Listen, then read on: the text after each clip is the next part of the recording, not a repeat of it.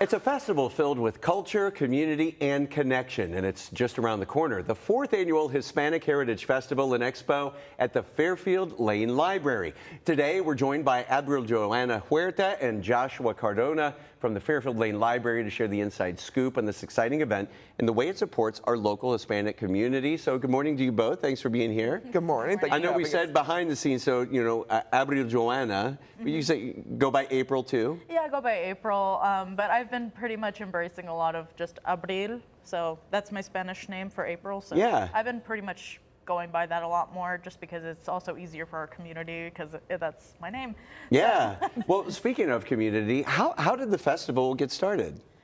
So Josh just joined in this year.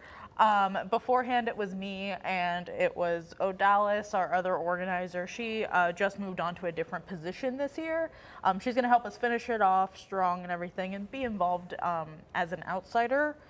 But originally, it was me and her. And how we began it was back in 2021. And we intended on it for being small. So Odalis was already doing programming that is specific for the Hispanic community, and she was doing story time in Espanol. And I recently got full time there at the library, so I wanted to do more programming. So we both kind of got together during a programming meeting, and we just kind of clicked back and forth with stuff, and eventually we were able to kind of just come up with a small event. It was just going to be that and just connect with some community partners. But eventually, it just kind of got bigger and bigger and bigger. And then we just kind of saw that it was a necessity. It seems like the community there in Fairfield, too, obviously has been very welcoming. The festival has certainly turned into something that everybody enjoys. What are some of the highlights that people can look forward to when they come out?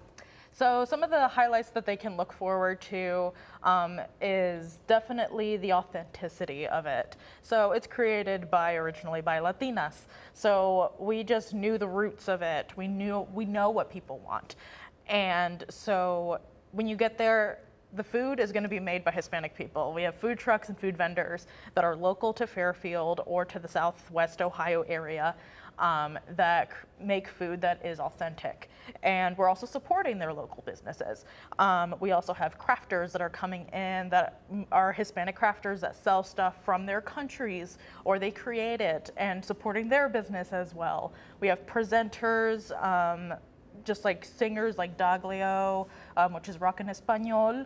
We have like Dayton Salsa Project. We have like several people that are like create music that is representative of us as a culture. Yeah. And Josh, I mean, with all these amazing things happening at the festival, I can see why you would want to get involved with this. Like, what do you love about this event?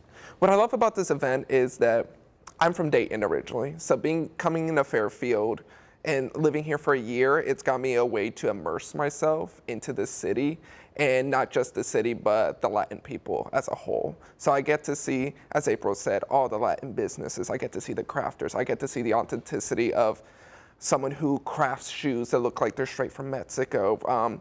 Seeing a stand from the Caribbean reminds me of Puerto Rico, where I'm from originally. So it's made me feel like Fairfield's home in a way that wherever else I lived, I didn't get that same experience, so it's made me jump right ahead on board. Yeah, well, that's awesome. So, you know, with somebody who comes from like their family, has a Hispanic background, certainly great for them, but also you want everybody from the community to come out too, right? What do you want people to take away from this event? I think the biggest thing is, if you're Hispanic, you'll be able to see people who look just like you, who are from a place similar, or if not exactly the same where you're from.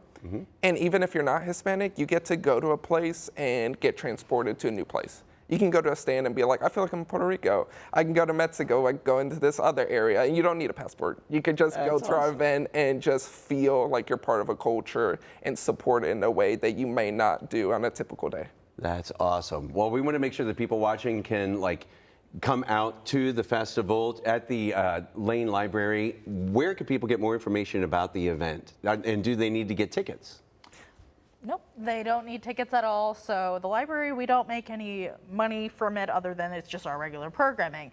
and people could just come in for free, and the only thing you have to pay for is if you want to get craft stuff, but you're supporting that business only. Same thing with the food vendors. If you want to buy something from food there, you just have to pay them. You don't pay us. So it's completely free, and it's going to be at the Village Green Park across the street from the Fairfield Lane Library, and it's going to be September 7th from 3 to 9.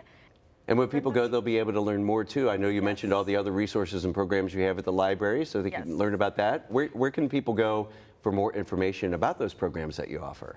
So you can come directly to our website.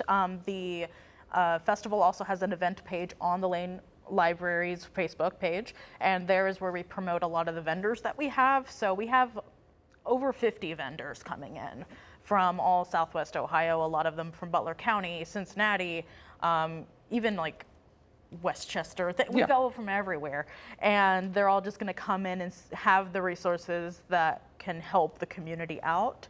But yeah, we literally, I think the best way to find out about it is if you go to the Facebook page, because you'll see a lot of the previous events that we've had. You can find out about that. We have the reels there and everything. Our YouTube page for the Fairfield Lane Library is on there, and you can find out, like, just see like the vibe of the area, basically how it was. Well, I love how you guys talked about it's a way to be transported to another place, no passport required. So, you know, Josh, Abril.